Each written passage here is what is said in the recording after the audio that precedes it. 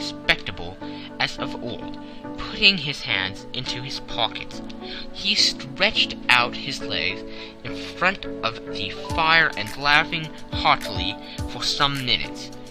"Well, really," he cried, and then he choked and laughed again until he was obliged to lie back, limp and helpless, in the chair.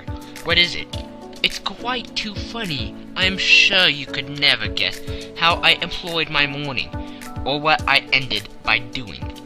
"I can't imagine. I suppose that you have been watching the habits and perhaps the house of Miss Irene Adler?" "Quite so, but the sequel was rather unusual. I will tell you, however. I left the house a little after 8 o'clock this morning, in the character of a groom out of work. There is a wonderful sympathy and freemasonry among horsemen, but one of them, and you will know all that there is to know, I soon found Broughton Lodge. It is a vedio villa with a garden at the back, but built on it right up to the road, 2 stories, Chubb walk to the door. Large sitting room on the right side, well furnished with long windows almost to the floor, and those prosperous English window fasteners which a child could open.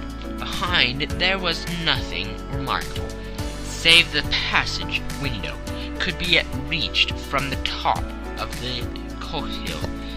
I walked round it and examined it closely from every point of view, but without anything else of interest. I then watched down the street and found, as I expected, that there was a news in a lane which runs down by one wall of the garden. I went the ostlers a hand in rubbing down their houses, and received in exchange 2 pence, a glass of half and half, 2 fills of shag tobacco, and as much information as I could desire about Miss Adler, to say nothing of half a dozen other people in the neighborhood, in whom I was not in the least interested, but whose biographies I was compelled to listen to. "And what of Irene Adler?" I asked. "Oh, she has turned all the men's heads down in that part. She is the daintiest thing under a bonnet on the planet. So say the Serpentine News to a man. She lives quietly, sings at concerts, drives out at 5 every day, and returns at 7 sharp for dinner. Seldom goes out at other times, except when she sings. Has only 1 male visitor, but a good deal of him. He is dark, handsome, and dashing. Never calls less than once a day, and often twice. He is Mr. Godfrey Norton of the Inner Temple. See the advantages of a cabman as a confidant. They have driven him home a dozen of times from Serpentine Mews, and knew all about him. When I had listened to all they had to tell, I began to walk up and down near Broughton Lodge once more, and to think over my plan of campaign. This Godfrey Norton was evidently an important factor in the matter. He was a lawyer. That sounded ominous. What was the relation between them, and what the object of his repeated visits? Was she his client, his friend, or his mistress? If the former, she had probably transferred the photograph to his keeping. If the latter, it was less likely on the issue of this question deepened whether I should continue my work at Broughton Lodge, or turn my attention to the gentleman's chambers in the Temple. It was a delicate point, and it widened the field of my inquiry. I fear that I bore you with these details, but I have to let you see my little difficulties, if you are to understand the situation. "I am following you closely," I answered. I was still balancing the matter in my mind when a hansom cab drove up to Briony Lodge, and a gentleman sprang out. He was a remarkably handsome man, dark, aquiline, and mustached, evidently the man of whom I have heard. He appeared to be in a great hurry, shouted to the cabman to wait, and brushed past the maid, who opened the door with the air of a man who was thoroughly at home. He was in the house about half an hour, and I could catch glimpses of him in the windows of the sitting-room, pacing up and down, talking excitedly and waving his arms. Of her I could see nothing. Presently he emerged, looking even more flurried than before. As he stepped up into the cab, he pulled a gold watch from his pocket and looked at it earnestly. "Drive like the devil!" he shouted. "First to Cross and Humphrey's in Regent Street, and then to the Church of St. Monica in Edgware Road. Half a guinea if you do it in 20 minutes." Away they went, and I was just wondering whether I should not do well to follow them, when up the lane came a neat little landau, the coachman with his coat only half buttoned, and his tie under his ear, while all the tags of his harness were sticking out of the buckles. It hadn't pulled up before she shot out of the hall door and into it. I only caught a glimpse of her at the moment, but she was a lovely woman, with a face that a man might die for. "The Church of St. Monica, John," she cried, "and half a sovereign if you reach it in 20 minutes. This was quite too good to lose, Watson. I was just balancing whether I should run for it, or whether I should perch behind her landau, when a cab came through the street. The driver looked twice at such a shabby fare, but I jumped in before he could object. "The Church of St. Monica," said I, "and half a sovereign if you reach it in 20 minutes. It was 25 minutes to 12, and of course it was clear enough what was in the wind. My cabby drove fast. I don't think I ever drove faster, but the others were there before us, the cab and the landau, with their steaming horses, were in front of the door. When I arrived, I paid the man and hurried into the church. There was not a soul there, save the two whom I had followed, and a surpliced clergyman, who seemed to be expostulating with them. They were all three standing in a knot in front of the altar. I longed up the side aisle like any other idler who has dropped into a church.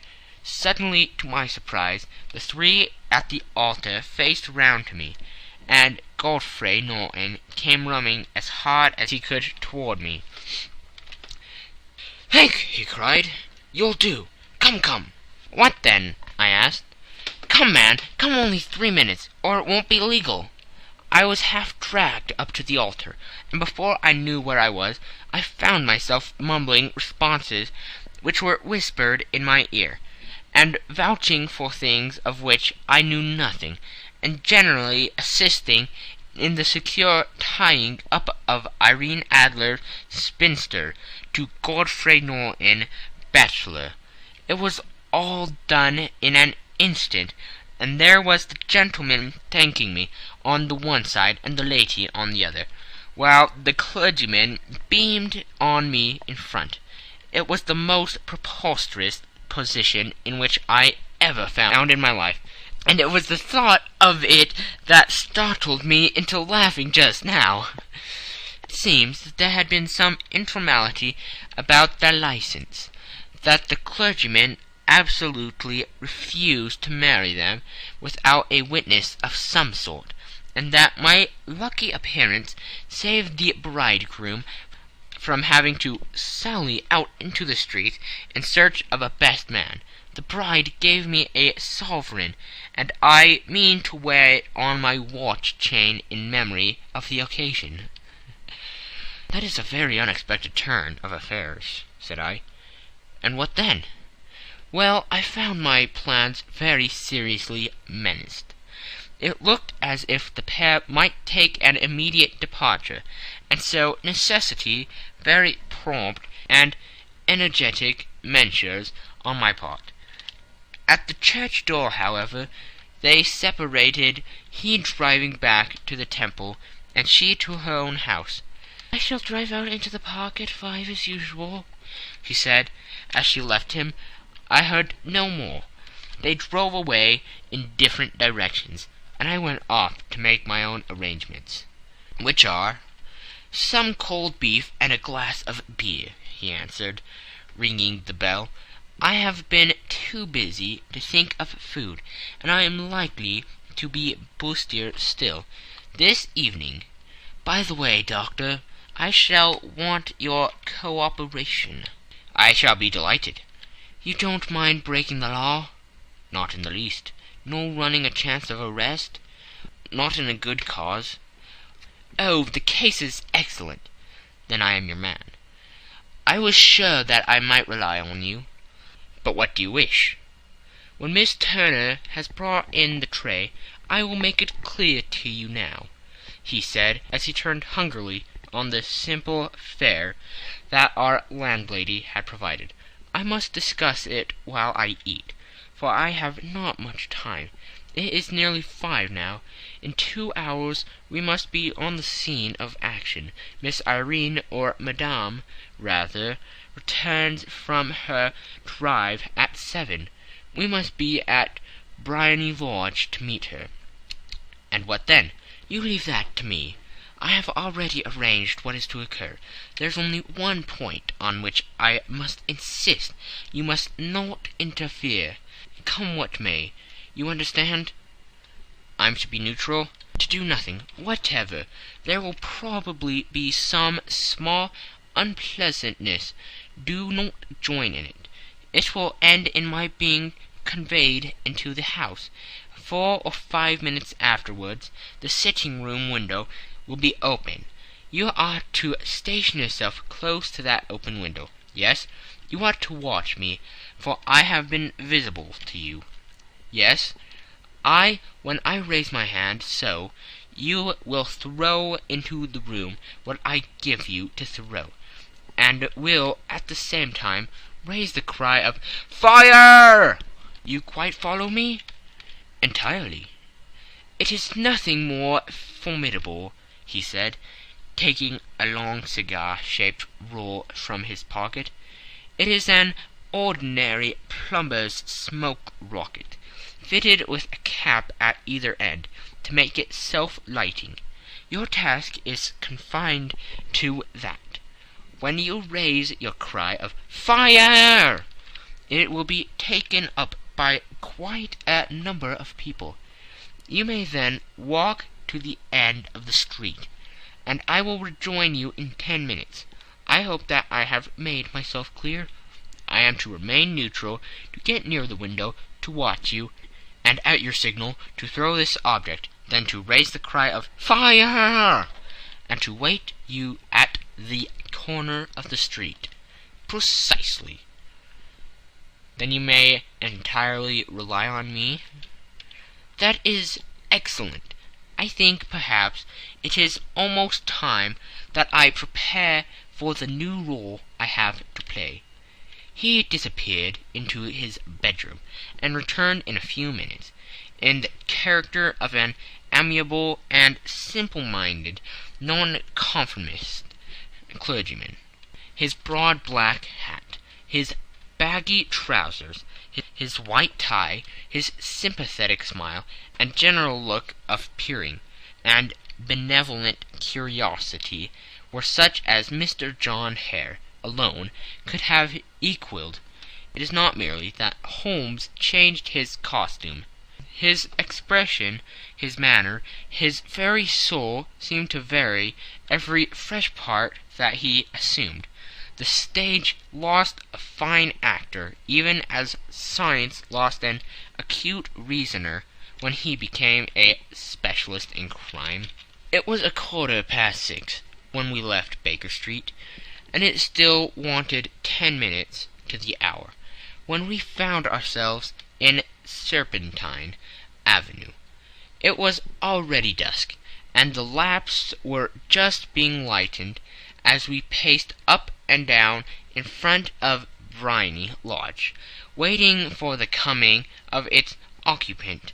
The house was just such as I had pictured it from Sherlock Holmes's succinct description, but the locale appeared to be less private than I expected.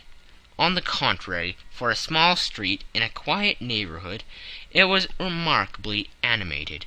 There was a group of shabbily dressed men smoking and laughing in a corner.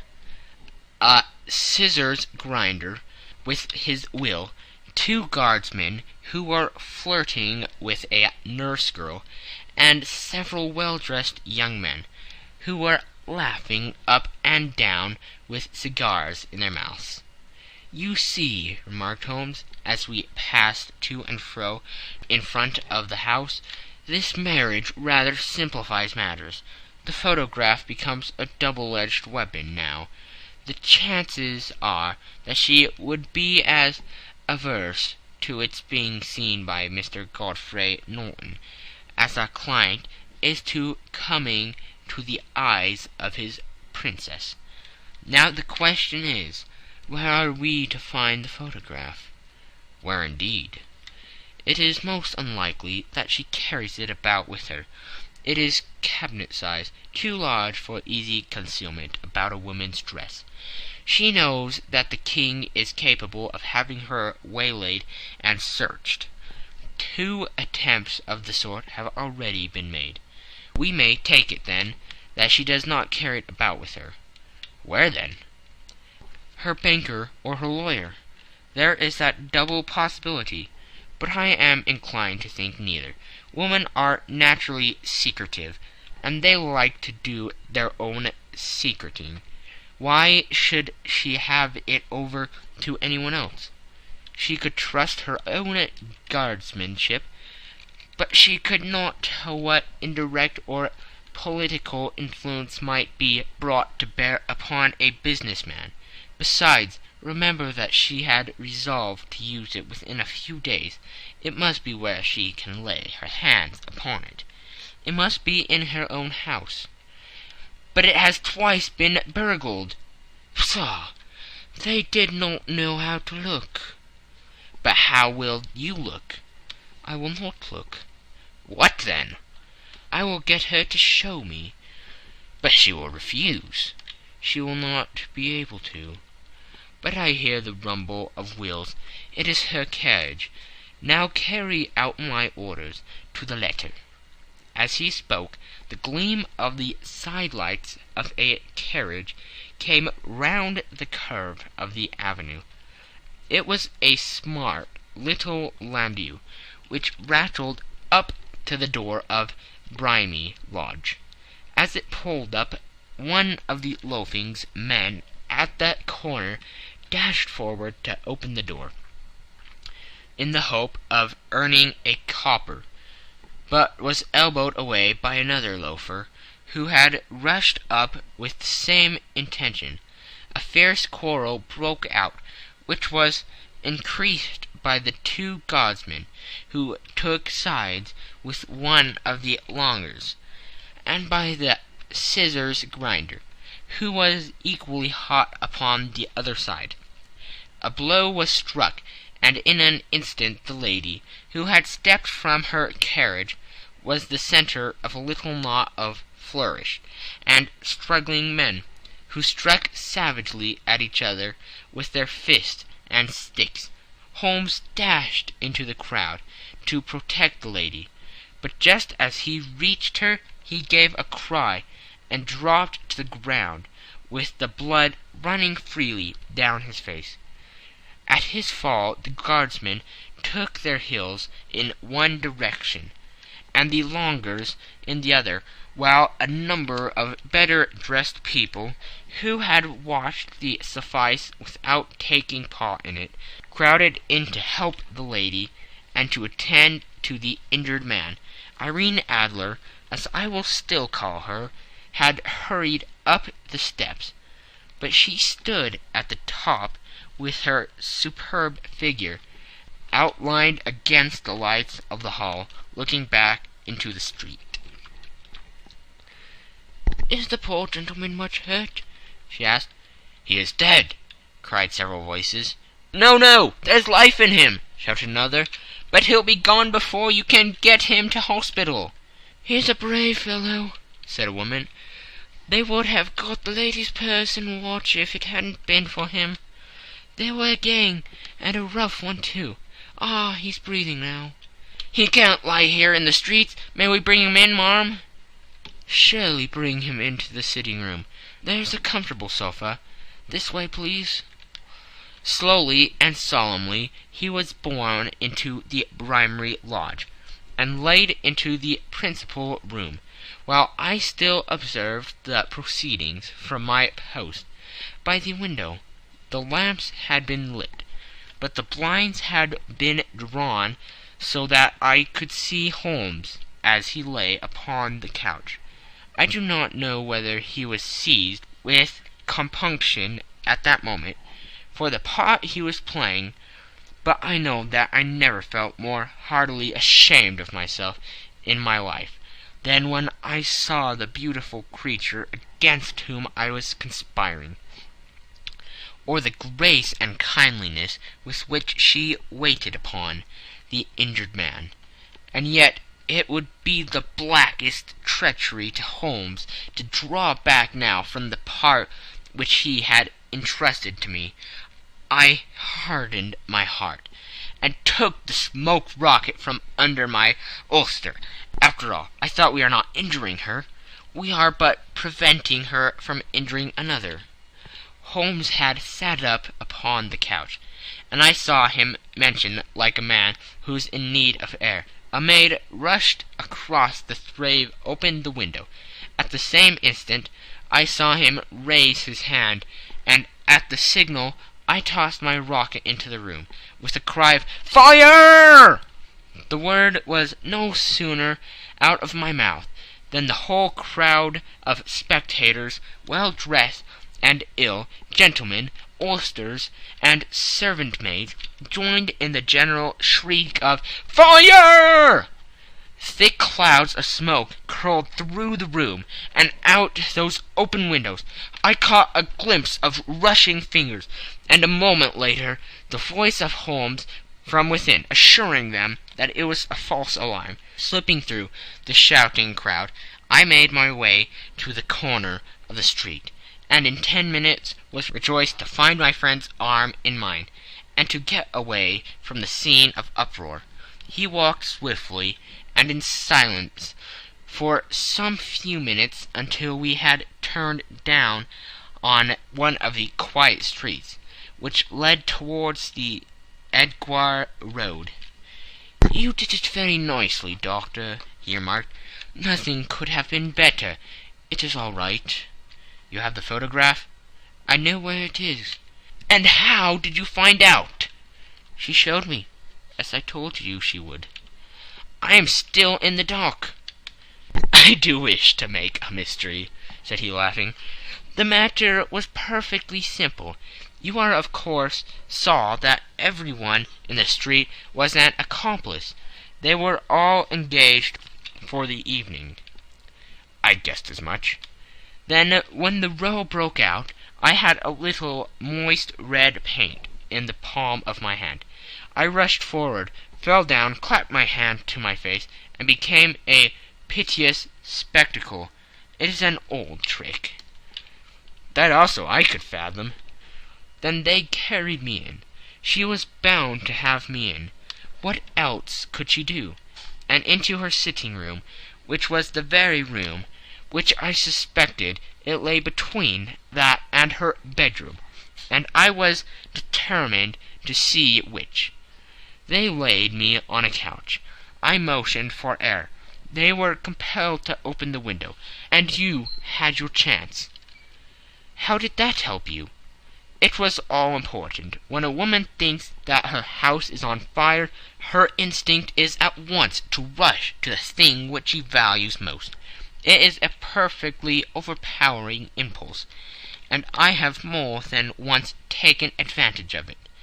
In the case of the Darlington substitution scandal, it was of use to me, and also in the Arnsworth Castle business.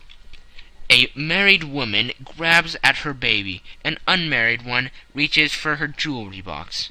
Now it was clear to me that Our Lady of today had nothing in the house more precious to her than what we are in quest of. She would rush to secure it. The alarm of the fire was admirably done. The smoke and shouting were enough to shake nerves of steel. She responded beautifully. The photograph is in a recuse behind a sliding panel, just above the right bell pull. She was there in an instant, and I caught a glimpse of it as she half drew it out. When I cried out that it was a false alarm, she replaced it, glancing at the rocket, rushed from the room, and I have not seen her since. I rose, and making my excuses, escaped from the house. I hesitated whether to attempt to secure the photograph at once, but the coachman had come in, and as he was watching me narrowly, it seemed safer to wait. A little over precipitance may ruin all. "And now?" I asked. "Our quest is practically finished. I shall call with the king tomorrow, and with you, if you care to come with us. We will be showed into the sitting-room to wait for the lady. But it is probable that when she comes, she may find neither us nor the photograph. It might be a satisfaction to His Majesty to regain it with his own hands." "And when will you call?" "At 8 in the morning. She will not be up, so that we shall have a clear field. Besides, we must be prompt, for this marriage may mean a complete change in her life and habits. I must wire to the king without delay." We had reached Baker Street, and had stopped at the door. He was searching his pockets for the key, when someone passing said, "Good night, Mr. Sherlock Holmes." There were several people on the pavement at the time, but the greeting appeared to come from a slim youth in an ulster who had hurried by. "I've heard that voice before," said Holmes, starting down the dimly lit street. "Now I wonder who the deuce that could have been." End of Section 2. Section 3. I slept at Baker Street that night, and we were engaged upon our toast and coffee in the morning, when the King of Bohemia rushed into the room. "You have really got it?" he cried, grasping Sherlock Holmes by either shoulder, or looking eagerly into his face. "Not yet." "But you have hopes?" "I have hopes." "Then come. I am all impatience to be gone." "We must have a cab." "No, my brougham is waiting." "Then that will simplify matters." We descended, and started off at once more for Bombay Lodge. "Irene Adler is married," remarked Holmes. "Married? When?" "Yesterday." "But to whom?" "To an English lawyer named Norton." "But she could not love him." "I am in hopes that she does." "And why in hopes?" "Because it would spare your Majesty all fear of future annoyance. If the lady loves her husband, she does not love your Majesty. If she does not love your Majesty, then there is no reason why she should interfere with your Majesty's plan." "It is true, and yet, well, I wish she had been of my own station. What a queen she would have made." He relapsed into a mood silence, which was not broken until we drew up in Serpentine Avenue. The door of Brimary Lodge was open, and an elderly woman stood up the steps.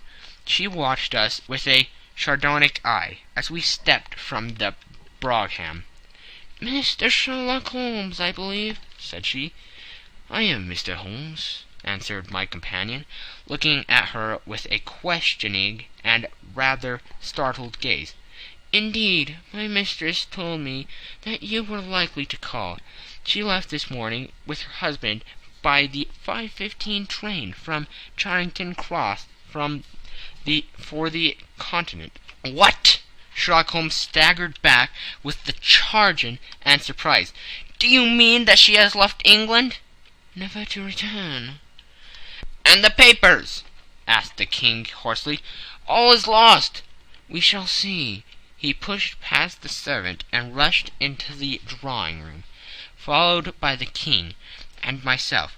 The furniture was scattered about in every direction, with the dismantled shelves and open drawers, as if the lady had hurriedly ransacked them before her flight.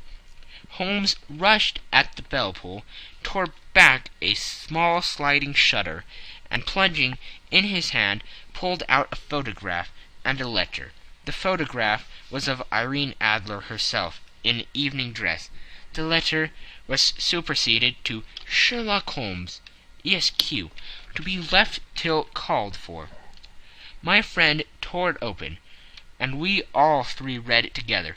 It was dated midnight of the preceding night, and ran in this way. "My dear Mr. Sherlock Holmes, you really did it well. You took me in completely. Until after the alarm of fire I had not a suspicion. But then, when I found how I had betrayed myself, I began to think. I had been warned against you months ago. I had been told that if the King employed an agent, it would certainly be you, and your address had been given me. Yet, with all this, you made me reveal what you wanted to know. Even after I became suspicious, I found it to think evil of such a dear, kind old clergyman. But you know I have been trained as an actress myself. Male costume is nothing new to me. I often take advantage of the freedom which it gives. I sent John the coachman to watch you, ran upstairs, got into my walking clothes, as I call them, and came down just as you departed. Well, I followed you to your door, and so made sure that I was really an object of interest to the celebrated Mr. Sherlock Holmes. Then I rather imprudently wished you good night, and started for the Temple to see my husband. We thought the best resource was flight, when we pursued by so formidable an antagonist. So you will find the nest empty when you call tomorrow.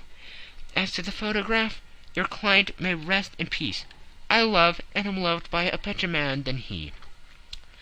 The King may do what he will without hindrance from one who he has cruelly wronged. I keep it only to safeguard myself, and to preserve a weapon which will always secure me from any steps which he might take in the future. I leave a photograph which he might care to possess, and I remain, dear Mr. Sherlock Holmes, very truly yours, Irene Norton, née Adler. "What a woman! Oh, what a woman!" cried the King of Bohemia, when we had all three read this epistle. "Did I not tell you how quick and resolute she was? Would she not have made an admirable queen? Is it not a pity that she was not on my level?" "From what I have seen of the lady, she seems indeed to be on a very different level to you, Majesty," said Holmes coldly. "I am sorry that I have not been able to bring your Majesty's business to a more successful conclusion." "On the contrary, my dear sir," cried the King, "nothing could be more successful. I know that her word is inviolate. The photograph is now as safe as if it were in the fire." "I am glad to hear your Majesty say so." "I am immensely indebted to you. Pray tell me in what way I can reward you. This ring—" He slipped an emerald snake ring from his finger and held it out upon the palm of his hand. "Your Majesty has something which I should value even more highly," said Holmes. "You have but to name it. The photograph!" The king stared at him in amazement. "Irene's photograph!" he cried. "Certainly, if you wish it." "I thank your Majesty. Then there is no more to be done in the matter. I have the honour to wish you very good morning." He bowed and turned away without observing the hand which the king had stretched out to him. He set off in my company for his chambers. And that was how a great scandal threatened to affect the kingdom of Bohemia, and how the best plans of Mr. Sherlock Holmes were beaten by a woman's wit. He used to make merry over the cleverness of women, but I have not heard him do it of late. And when he speaks of Irene Adler, or when he refers to her photograph, it is always under the honourable title of the woman. End of section 3. End of the scandal in Bohemia. This is a TBOL3 production.